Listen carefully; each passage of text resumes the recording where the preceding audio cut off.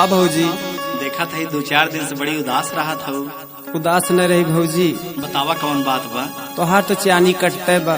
अरे हमार चानी कटत तोहका कौन तकलीफ बा? सुना सुनावा। अरे भौजी माना मोरी बात, अरे भौजी माना मोरी बात। अरे आवे बाला मुँह के याद अब की पुसावई में दे दे तू गावाना।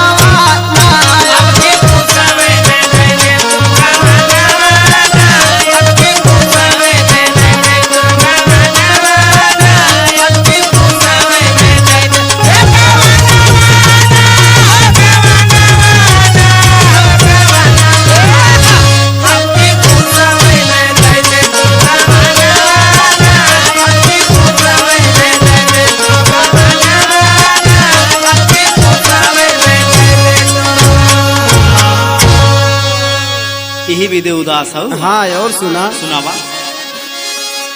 अरे डहके कनवा कई बाली, अरे डहके कनवा कई बाली।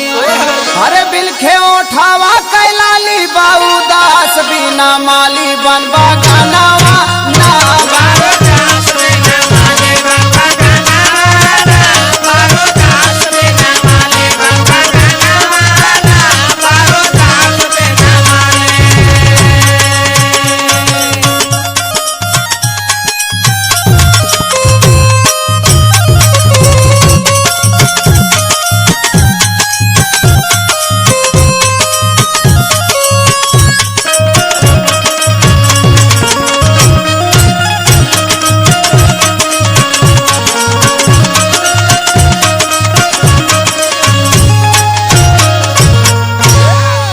सुनावा नंदो। सुना।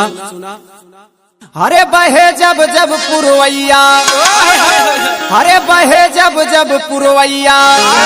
अरे कुछ सूझे ना रुपैया जाने कहिया हुई है सैया से मिलना ना।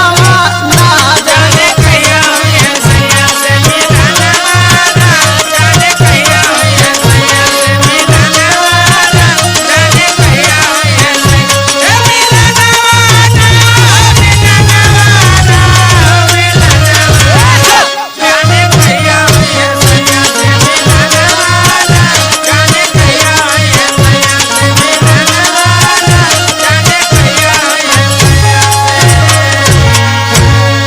भौजी सबसे बड़ा दुख अब सुना। सुनावा कवन दुख और बा?